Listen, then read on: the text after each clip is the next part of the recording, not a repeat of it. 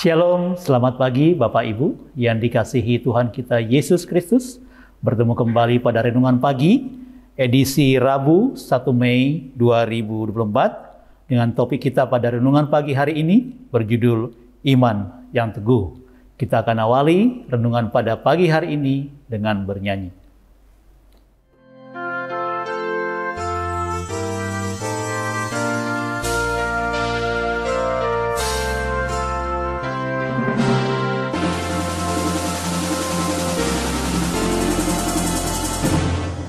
Yesus Kristus hidup Raja, Dia bangkit amanah, menggungkumi sesudah, menggungkumi sesudah, dan asa ajal maut.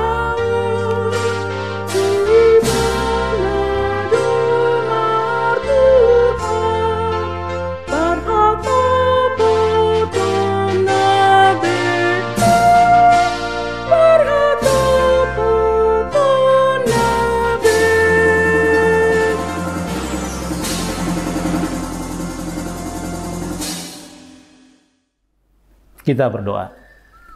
Terima kasih Bapak, terima kasih Yesus, terima kasih untuk pagi hari yang indah ini. Hari pertama di awal bulan yang baru Tuhan. Kami bangun dengan kesehatan daripada Tuhan. Kami serahkan seluruh aktivitas kami, pekerjaan kami, usaha kami, seluruh kegiatan kami sepanjang hari ini hanya ke dalam tangan pengasihan-Mu. Hamba akan menyampaikan firman dalam renungan pagi hari ini. Berbicaralah Tuhan, kami siap untuk mendengar. Amin. Bapak Ibu yang dikasihi Tuhan kita Yesus Kristus, firman kita untuk renungan pada pagi hari ini diambil dari Daniel 3 ayatnya yang ke-28. Demikian bunyinya. Berkatalah Nebukadnezar, terpujilah Allahnya Sadrak, Mesak dan Abednego. Ia telah mengutus malaikatnya dan melepaskan hamba-hambanya yang telah menaruh percaya kepadanya dan melanggar titah raja, dan yang menyerahkan tubuh mereka karena mereka tidak mau memuja dan menyembah Allah manapun kecuali Allah mereka. Saya akan bacakan alinean terakhir. Karena mereka tidak mau memuja dan menyembah Allah manapun kecuali Allah mereka. Bapak Ibu yang dikasihi Tuhan kita Yesus Kristus, jika kita menghadapi hal seperti pada firman ini, apakah yang akan kita lakukan? Jika iman kepada Kristus membawa kita kepada sebuah risiko besar, kehilangan pekerjaan, kehilangan usaha, kehilangan keluarga, pertemanan, bahkan untuk anak-anak muda, kehilangan pacar, bahkan juga kehilangan nyawa. Apakah kita akan tetap setia berserah kepada Yesus, atau kita memilih meninggalkan Yesus karena kita tidak bersedia menanggung beban tersebut? Sadrak, Mesak, dan Abednego menghadapi hukuman yang dipenuhi kemarahan dari raja. Kenapa raja sampai marah? Seperti yang kita ketahui bahwa mereka menolak perintah raja untuk menyembah patung. Dan menolak titah raja, maka dapur api sudah menanti mereka. Namun demikian, ancaman-ancaman yang berat tersebut tidak mengurangi ketakutan mereka, tidak memperlunak penderian mereka. Bahkan mereka berani menyatakan kebenaran, berani bersaksi bahwa mereka setia kepada Allah, satu-satunya Allah yang benar. Iman dan pengharapan Sadrak, Mesak, dan Abednego hanya kepada Allah saja. Iman mereka hanya kepada Allah saja. Mereka menjadikan Allah sebagai perlindungan dan kekuatan yang tidak tergantikan oleh apapun, oleh siapapun. Mereka lebih takut kepada Allah daripada takut atau murka dari manusia. Seandainya Allah tidak menolong mereka pun, mereka tetap memilih taat kepadanya. Dan seperti kita ketahui bersama, kalau kita membaca dari ayat yang ke-24 sampai ayat yang 27, bagaimana cerita itu disampaikan, bahwa ternyata mereka selamat.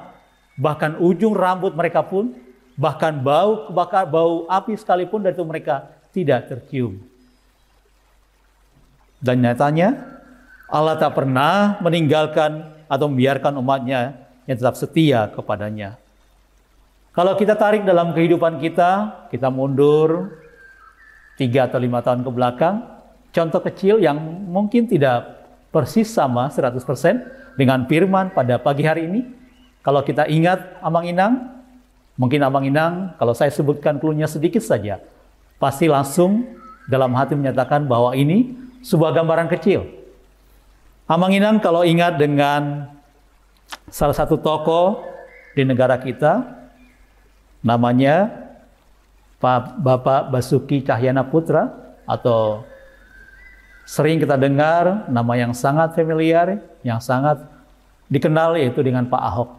Bagaimana dia dengan keteguhan imannya, kekuatan imannya, dia sanggup menghadapi segala cobaan yang sangat berat yang dihadapi pada masa-masa itu.